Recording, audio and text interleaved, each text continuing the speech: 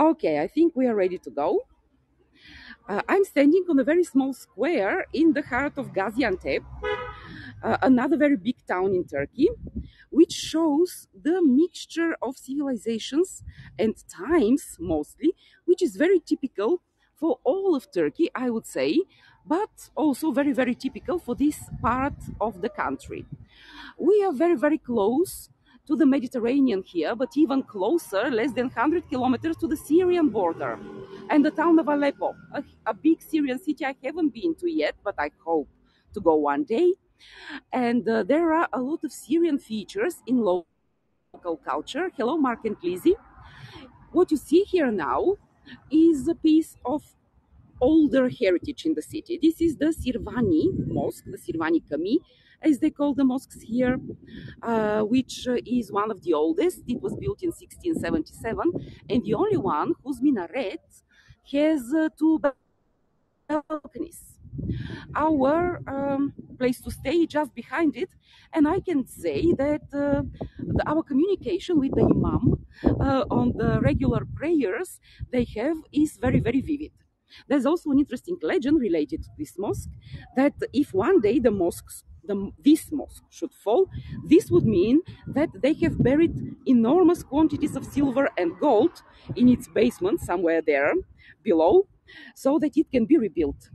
And like I said, this small square here is a typical example of the combination of old heritage and newer ones. Here you see the typical local blocks of flats at the edge of the old quarter, the old city of Gaziantep. Oh, I'm so sorry, something in my throat. In the meantime, hello to Lee and Corina and Sheila. Sorry guys, I think I'm fine. And there is yet another, well, this is not heritage, this is my personal companion. Not local as well. But there is another piece of the oldest heritage of the town. This is the castle of Gaziantep, or as they call it here, Kalesi. I'm not sure actually where it should be, Kalesi or Kalesi, but I'll move here so that we avoid the lamp. We'll go around it tonight so you can have more views of it. But in the meantime, we can start here. I haven't been inside yet because it is our first day here in Gaziantep. It's a road trip after all. But we have been told and we've read that it has an interesting military museum inside nowadays. It's not an active fortress or castle, it is a museum. And you can guess it is by those figures here. They are all over the walls if you go around. They are new, especially the statues. Newish actually, because they are related to the more recent history of the town.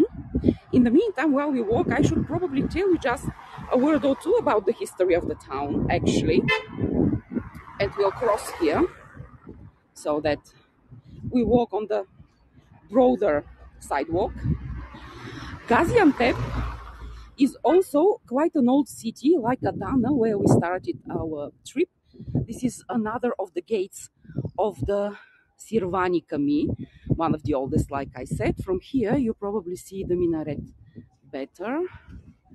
The only one I was saying with the two balconies. There you go. And the fortress again. The old name of the town, which has a history of 6,000 years and some remains of it, was Antiba in ancient times even, we were told. And the word Gazi was added recently to it, related also to these statues that I showed you. And there is another one just starting to show here. Do you see it? There. Like I said, it is a newer history related to the First World War. And the lights, like I suspected that will catch the lights on the castle because it's beautifully lighted. There you go, just another view of it. Hello, apostolace. And Lin and Nuni, if I missed to welcome somebody, guys, please forgive me. Um, so, the recent history, World War One. For a very short period of time, this whole region here, ancient Cilicia, was named French Cilicia. And it is because the French actually ruled this place for some time. It was taken or retaken by the Turkish population, which they believe here is a very heroic, was a very heroic deed. So a lot of commemoration is related to this. What you see here is a queue for bread, and you see this queue now at just some minutes after 7, because 7 p.m. is the time when the people who keep the Ramadan, the holy month of the Muslims, are allowed to start eating. So they are taking the bread and going home to have dinner, or actually have breakfast and lunch and dinner, because eating and drinking is forbidden if you strictly keep the Ramadan, as it is written in the Quran. Something very heroic, in my view, of a person who has not been raised in such a culture. This is one of the confectionaries. You probably can read baklava. You're familiar with it because it has become a world phenomenon, the baklava. But it's a confectionery, and there you see some of the very typical sweets around. Many of the workshops are closed because of the rain. I was hoping to be able to show you some of them, because at noon they were open. They were closed yesterday. They didn't work on Sunday, but today they were closed, and they said that they would be working at about 7, but the rain obviously changed this. So sorry, but I will show you once again the fortress. There it is again. It looks very Western. Hi, Elisa, I haven't thought of it. To us, it looks very Oriental and Turkish. Sorry, when I'm laughing, I'm shaking the gimbal. But this is the official entrance to the fortress, and there are some more statues. Let's go get a look of them. In the meantime, these workshops, you'll have to take my word for it, because, like I said, they closed, unfortunately. But they are showing traditional crafts. And people are actually working. There are also shops. People are buying stuff. There's copper making. Bakır. If you see the word bakır, probably you see it. It's written like bakir, but it's pronounced bakır. This is the copper, and there are a lot of copper products that they produce here and still use nowadays, even traditionally. It's also part of the Bulgarian culture. Being part of the Ottoman Empire, we have this as well. There are, I don't know how close we can go, or do we have to, but there are some more of the statues there. Probably you see them. They also depict the memories of local people of how they got freed from the French after World War One, when French Galicia became Turkey again. The area around the fortress is a bit empty now, because it is Monday evening and people have gone to have dinner, but also because of the rain, I suppose. Last evening it was so full of families here, with children running around, laughing. It was very, very full. In Ramadan, I'm told, the families go out after dark. They have dinner, of course. They have something to eat, and they go out to celebrate, to communicate, to meet others. So this is what we were actually seeing. Time to say hello to Francis and Jenny and Petra. Again, if I missed somebody, forgive me. Looks like Manchester, Elisa. Really? Well, you may be right. I don't know. What you're starting to see now is another feature of Gaziantep. Oh, I forgot to tell you about the Gazi. Gazi means war hero. And that's why, after getting free from the French, from French Galicia, they changed the name from Antep to Gaziantep. So, Antep of the war heroes. Where in Turkey? Gaziantep, Jenny. It is a town of more than 2 million people, so slightly larger than Adana, where we started our road trip 2 days ago. And so it is the ninth biggest city in Turkey and the biggest in the central southern part of the country. And what you see here now, they all seem to wear Western clothes. Not all of them. Not all of them. You'll probably see women in the long clothes. I forgot the name, to be honest. Jenny, you were supposed to be in Fethiye, but you were ill. So sorry. I love it. I love Fethiye. We have been there, but I got distracted again. What you see here is another feature of Gaziantep, one of the Khans. And I'm not saying Khan like Khan, like Genghis Khan. This is a Khan, which is an inn. Khan, Han.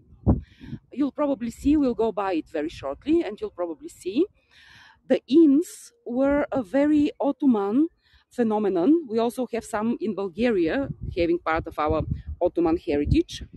They are very different in appearance, but have the same concept of having places for people to sleep and to eat and to rest, of course. Let's go by it. In this small street, in the meantime, just showing you, are two very nice museums. You see the sign here, the Emine Gyogush Mutfak Museum. We visited it today, and the Hammam Museum. Unfortunately, they close very early at 5:30, and I asked, they don't allow filming inside, only photos, so I will share some photos later on. But they're very nice small museums, actually very well organized, which again comes to surprise me why places like Adana and Gaziantep are actually not so touristic, probably because there are many more touristic sites in Turkey. So these ones are actually suffering from it. There we're passing by the Khan, and we'll go further by the fortress.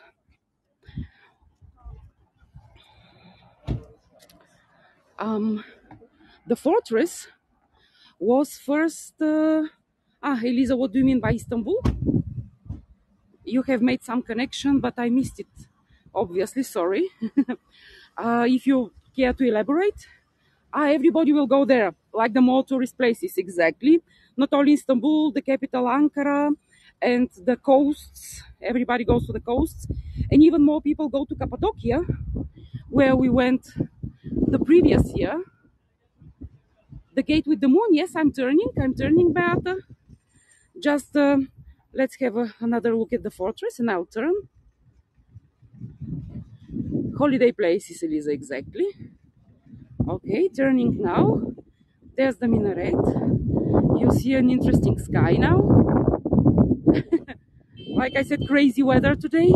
It was 34 degrees Celsius yesterday. Unfortunately, there's a car just stopped at the entrance. I hope it will leave. There is a restaurant inside. Would you like to take a peek inside, huh, guys? There is a restaurant. And people are coming for dinner, obviously. But I think we can have a peek. Huh? Elisa, yes, okay. They will be parking, but no worries. Yes, okay. We'll just have a very brief look inside. Today we tried to have lunch there, by the way. But the people with the motorcycles are not very attentive, to be honest. We tried to have lunch, but lunch is trickier than dinner for the reasons of the Ramadan that I mentioned. Okay.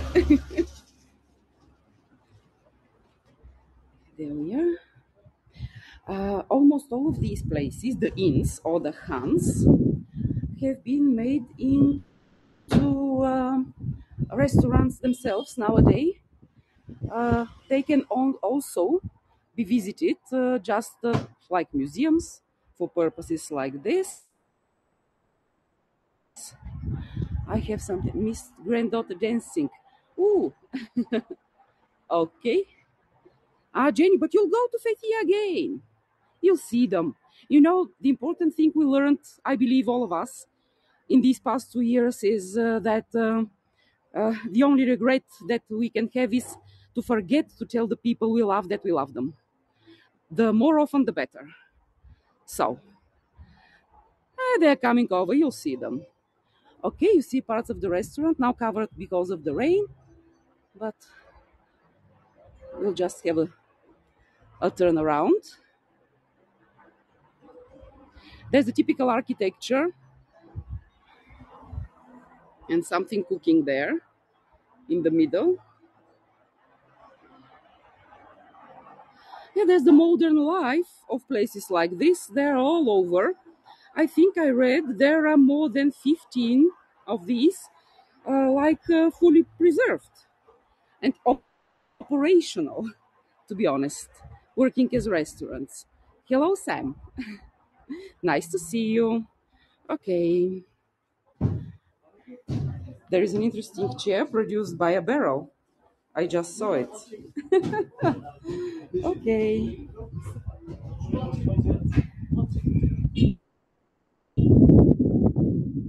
Oh, the wind has come again. I think I mentioned in the beginning crazy weather today, and the rain had come in rushes, in attacks, like I call them. The wind too now. Okay, we'll go a bit further. I'm happy that it's has gotten quieter now too, because just a bit before 7, it was very full of cars. Obviously, people in hurry to get dinner, to buy stuff, and get home if they are not going to a restaurant. I'm not sure if we'll be able to see this, but I will try. This is an attempt of the local municipality to showcase some of the old heritage here. Probably we won't be able to see it well because of the rain, but Elisa, windy there with you too. Okay, they are ancient, obviously, olive oil mills, and the project for the castle of Gaziantep excavated. Okay, but we don't have too much time because I have scheduled shorter tours now during our road trip. I wasn't sure how the signal would be, etc. Let's try to have a look. These are the ancient olive oil mills. There. We can see, I believe. Yeah, it's a bit, yeah. Ah, did you hear that? That is actually the invitation to dinner. And you hear the prayer.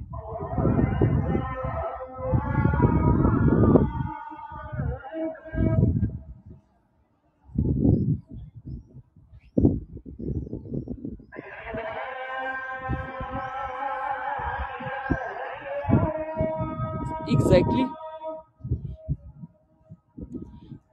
Do you hear it, guys, actually? Do you hear the imam singing? Good. I actually find it quite fascinating. Well, not at 4:30 in the morning, but still, I think they sing very, very beautifully.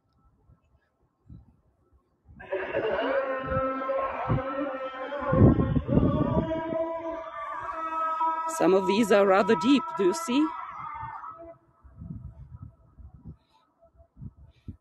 Okay.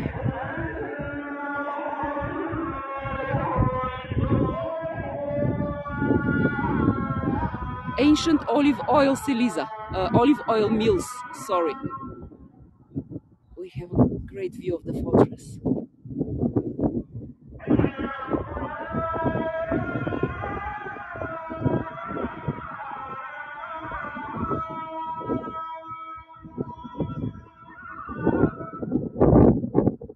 Oh, Linda, yes, it can be, but it depends. It depends how you see it.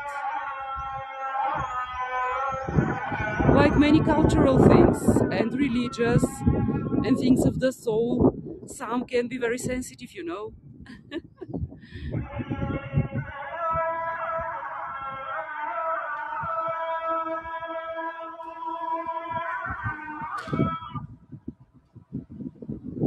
I'll show you how the weather is getting to change again.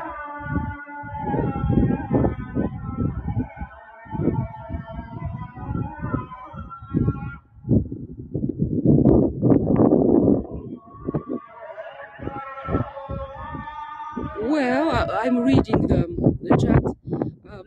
I'll just say again that it's very sensitive, the cultural and religious differences, and they are a treasure. The cultural, the ethnic, religious identity I see as a treasure, to be honest. And yeah, it's the wind. You hear now the wind too. Yeah, everything is very nicely lit up. Just once again, I wanted to show you the workshops here. You see they're closed under the block of flats. You see probably many of the trees here are decorated too, like this one here. The trunks are decorated and some of them are painted. We'll go a bit further to show you, but you see probably there. And we'll go to the other end as well. I think this is what we'll have time for tonight. I also try to check the local bazaar, the kapalı çarşı, which is very, very common in Turkey. They have kapalı çarşı in this way, probably, in many Turkish cities. See the tree trunk is also colored. Woo! I just checked the new feature of the gimbal. Plus, the wind has caused a bit of damage to the blossoms of the tree.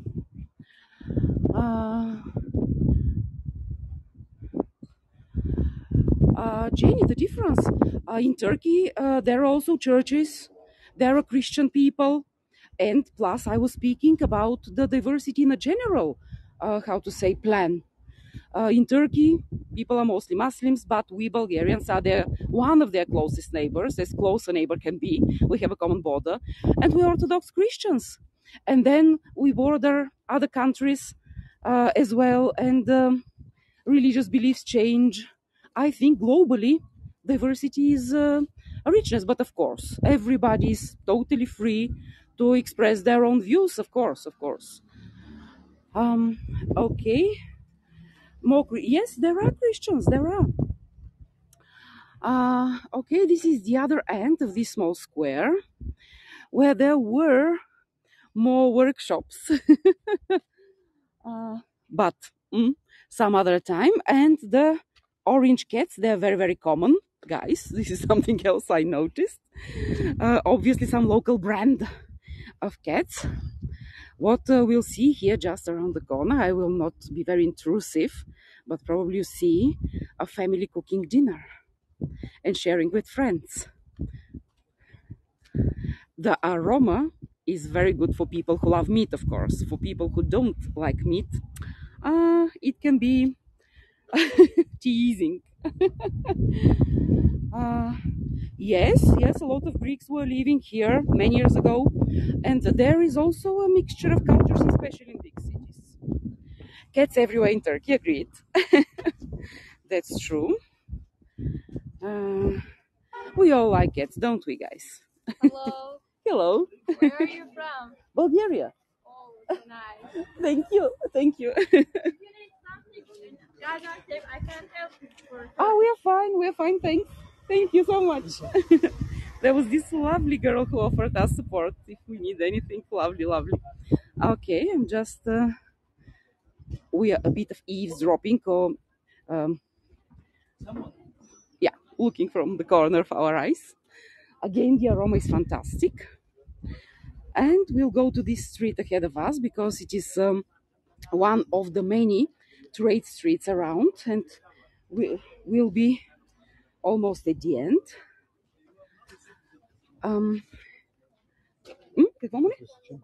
Okay, crossing.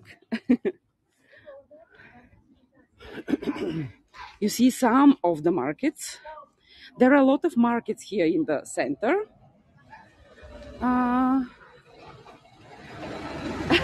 Jenny. Sorry, guys, reading the comments. She had good English, absolutely, and she was very friendly. She wasn't like intrusive or something. Now, we'll just have a look at one of the other mosques here at this market street, which is, well, half of the places are working and half are closed due to the weather mostly, I would suspect. We'll have a look at the other mosque. This is a newer one with one balcony on the minaret. Like we talked about the other one, the only one with the two balconies where we started. Barbara, we are in Gaziantep, which is the ninth biggest city in Turkey, over 2 million people, and the biggest in the central southern part of Turkey. The Syrian border is less than 100 kilometers away from here, the town of Aleppo.